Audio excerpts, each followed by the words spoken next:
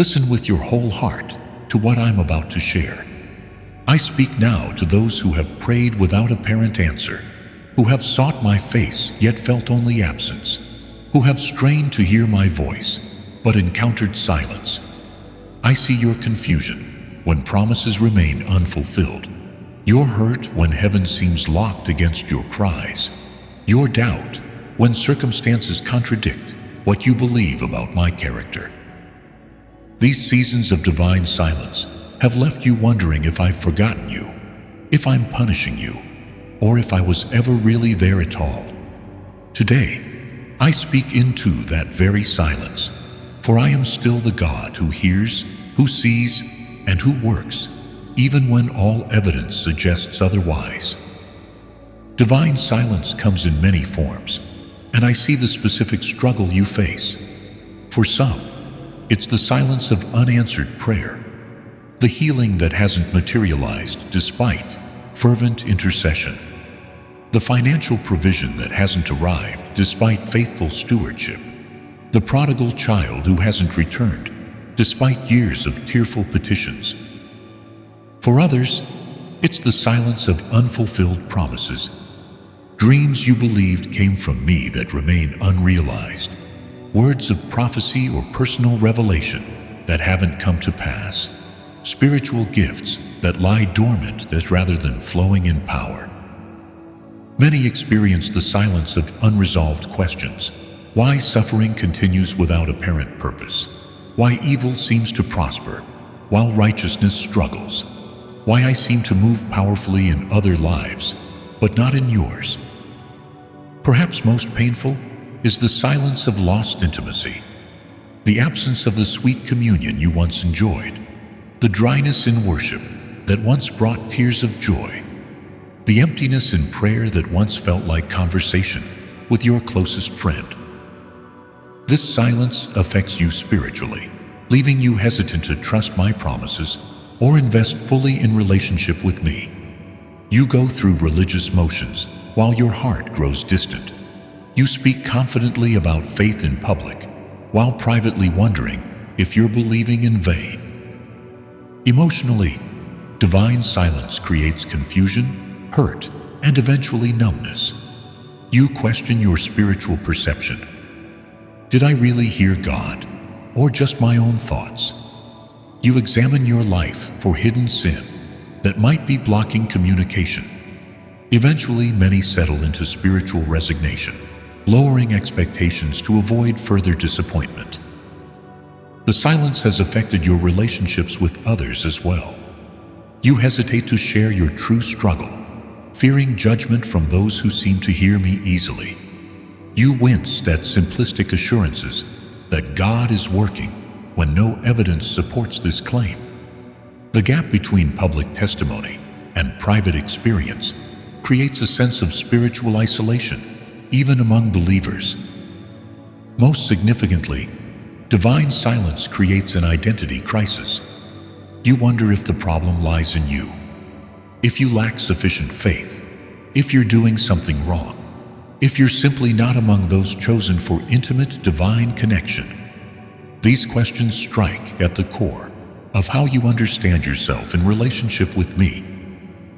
Beloved, hear this truth that can anchor your soul during seasons of silence.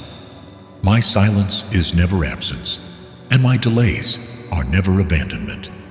The songwriter David understood this paradox when he wrote, my God, why have you forsaken me? Why are you so far from saving me from the words of my groaning? Oh my God, I cry by day, but you do not answer.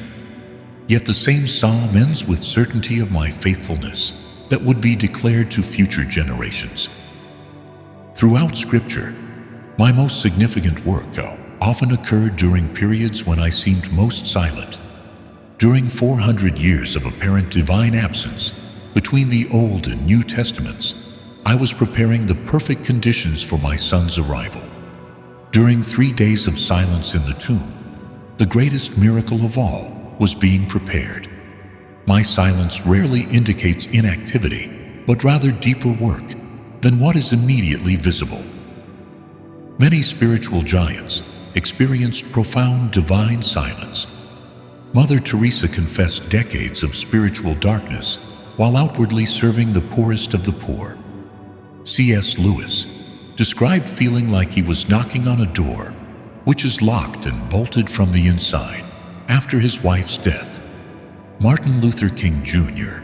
spoke of moments when God seemed deaf to the prayers of the oppressed. These experiences don't invalidate their faith, but authenticate it, showing that genuine relationship includes all seasons, not just those of felt connection.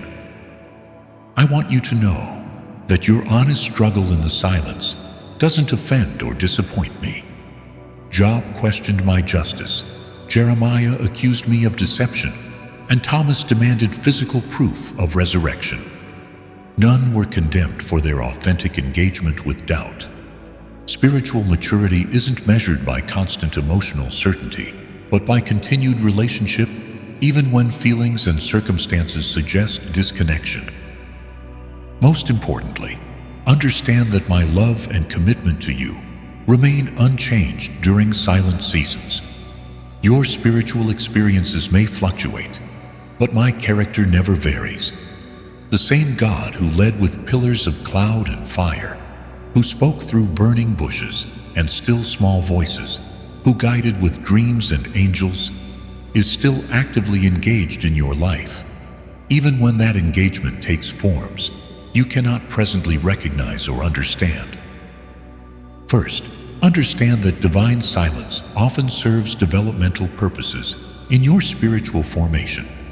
Just as wise parents gradually reduce explicit direction to develop a child's independence, I sometimes withdraw obvious guidance to develop your spiritual discernment and decision-making capacity.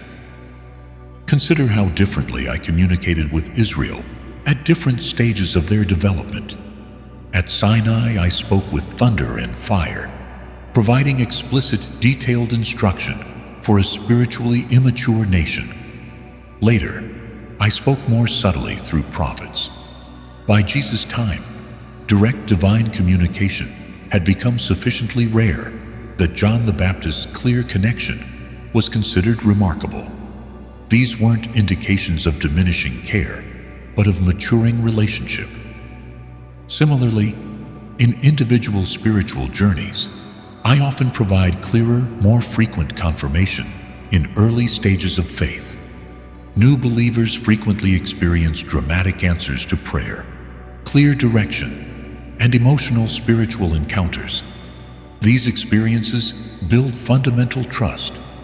As faith matures, I may seem more silent, creating space for deeper trust that doesn't depend on constant affirmation. Think of it as spiritual weaning, a process described in Psalm 131. I have calmed and quieted my soul, like a weaned child with its mother. The weaning process feels like rejection to the child, but actually promotes healthy development and a more mature relationship. What feels like abandonment may actually be invitation to deeper trust and spiritual adulthood. Second, recognize that silence often creates space for purification of motives and deepening of authentic relationship. When spiritual experiences come easily, subtle self-centered motivations can go undetected. You may unconsciously seek me for emotional experiences rather than for myself, for the benefits I provide rather than for relationship with me, for validation of ministry rather than surrender to my purposes. The silence strips away these secondary motivations, revealing what you truly seek. Job's suffering and my silence prompted his powerful declaration, "Though he slay me, yet will I trust in him." This wasn't resignation, but the purest expression of love, choosing relationship always regardless of benefit or feeling. Similarly, Jesus' experience of divine silence on the cross produced his most profound act of trust. "Father, into your hands I commit my spirit." The desert fathers and mothers of early Christianity deliberately sought silence and apparent divine absence recognizing its purifying effect.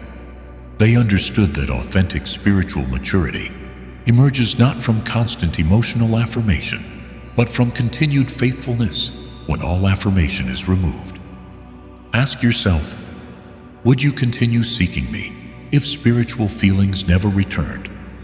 Would you remain faithful if prayers went unanswered indefinitely? Would you still worship if no visible blessings followed? These uncomfortable questions reveal whether you seek the giver or merely the gifts. Third, understand that silence sometimes indicates a necessary emptying before significant filling can occur. Throughout Scripture, emptiness precedes fullness, death precedes resurrection, and darkness precedes dawn. The pattern appears consistently: emptiness, then creation; wilderness, then promised land; exile, then restoration; crucifixion, then resurrection. Consider how Elijah encountered divine silence after his greatest spiritual victory at Mount Carmel. Exhausted and discouraged, he experienced what appeared to be divine abandonment. Yet this emptying prepared him for a new encounter, not in dramatic fire or earthquake, but in the still small voice that provided fresh direction and commissioning. The mystics called these experiences the dark night of the soul, seasons when previous spiritual experiences and understandings prove insufficient, creating painful emptiness. St. John of the Cross described this not as divine punishment, but as loving preparation. The endurance of darkness is preparation for great light.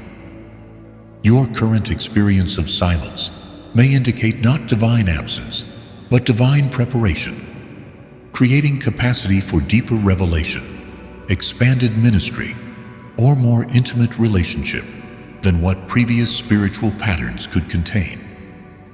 Fourth, recognize that silence often shifts your attention from words to presence, from answers to relationship. In comfortable times, your prayers may focus primarily on requests and answers, what I can provide, rather than who I am. Silence disrupts this transactional approach, creating space for more fundamental connection. Moses experienced this shift after years in Midian's wilderness, where divine communication was rare compared to his dramatic burning bush encounter. This silence prepared him for a deeper revelation, not just hearing my voice, but glimpsing my glory as I passed by. His request changed from "give me answers" to "show me your glory." Similarly, Job's questions were never directly answered. Instead, I revealed myself more fully, prompting his response. "My ears had heard of you, but now my eyes have seen you." His circumstances remained temporarily unchanged, but his encounter with me transcended his need for explanation. In your silence, I invite this same shift, from seeking answers about me to seeking me, from focusing on my communication to recognizing my companionship, even when words are absent. Brother Lawrence described this as practicing the presence of God, developing awareness of divine companionship that transcends feelings, circumstances, and explicit communication. Finally, understand that divine silence invites participation in my most profound work, redemptive suffering.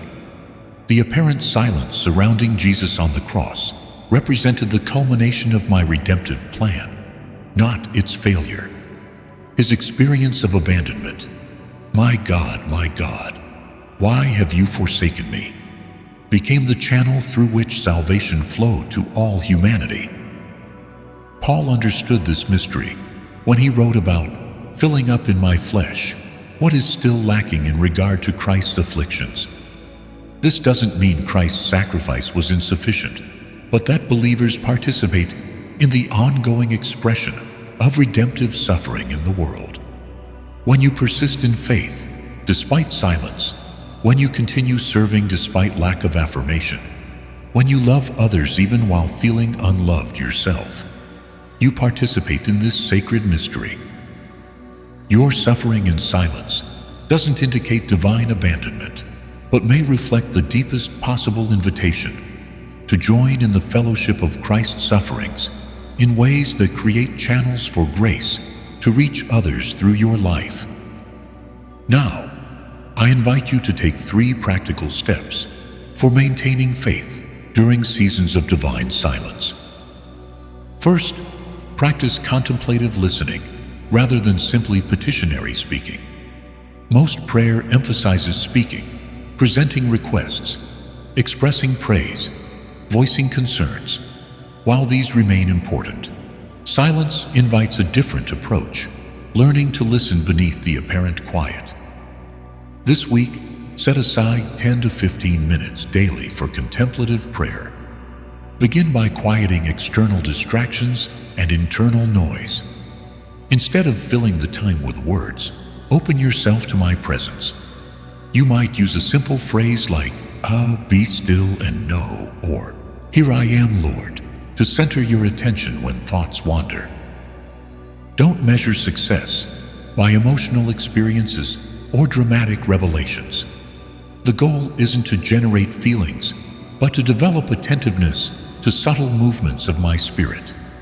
Like learning to see in a darkened room, spiritual perception often strengthens during apparent darkness when you continue looking despite limited visibility. Many find it helpful to journal after these times, noting not just thoughts or impressions, but how the practice itself is reshaping their understanding of communion with me.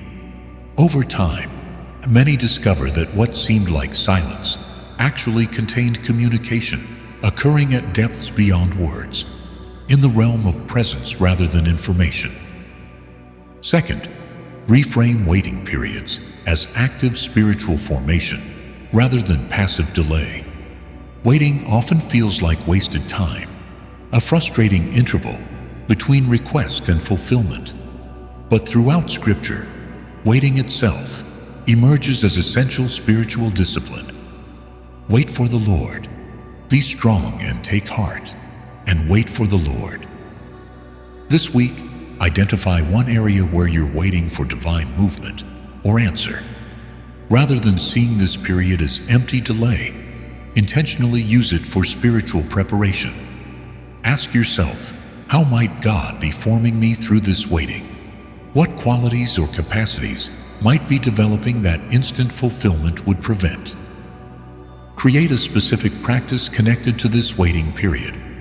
If awaiting healing, spend time weekly serving others who suffer, developing compassion that healing received instantly might not cultivate. If waiting for ministry opportunity, deepen knowledge through study, or strengthen character through accountability that immediate platform might not encourage.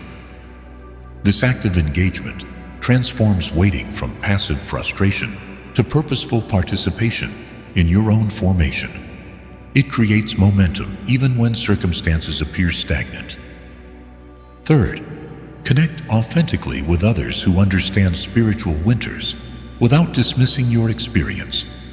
Divine silence often leads to isolation when those experiencing it hesitate to express doubt or disappointment.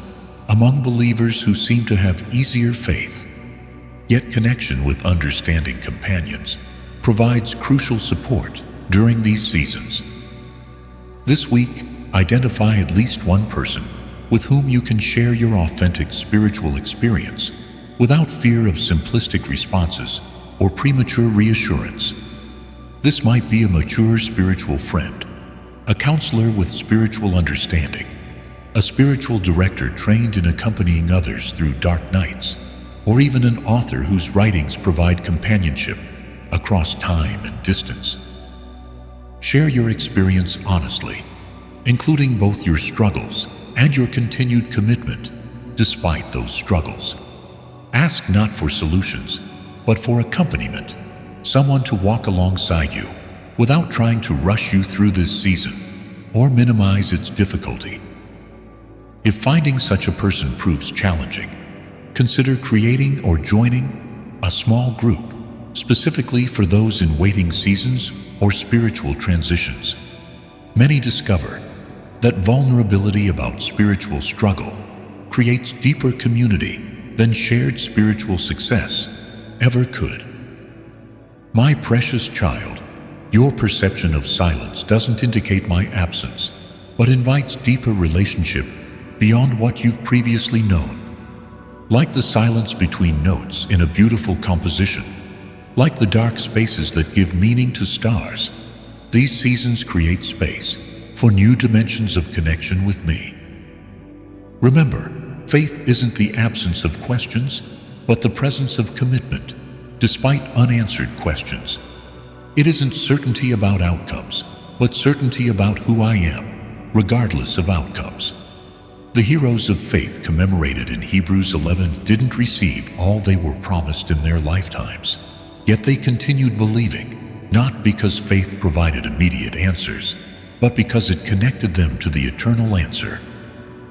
Your willingness to continue seeking me when I seem silent testifies more powerfully to genuine relationship than any emotion-filled worship when my presence feels obvious. It's easy to praise when blessings flow visibly. It requires profound trust to praise from the crucible of silence and waiting. I am not distant from your struggle. I collect every tear, hear every sigh too deep for words, and treasure every act of obedience taken without emotional reward. Nothing is wasted in these desert seasons. Not your questions, not your persistence, not even your doubts when honestly brought before me. The words of Isaiah offer promise for your current experience. I will give you treasures of darkness, riches stored in secret places, so that you may know that I am the Lord, the God of Israel, who calls you by name. Some revelations can only be received in darkness. Some treasures can only be found in silence. Hold fast to this assurance. My silence is never the final word. Easter always follows Good Friday. Resurrection always follows crucifixion. Renewal always follows winter.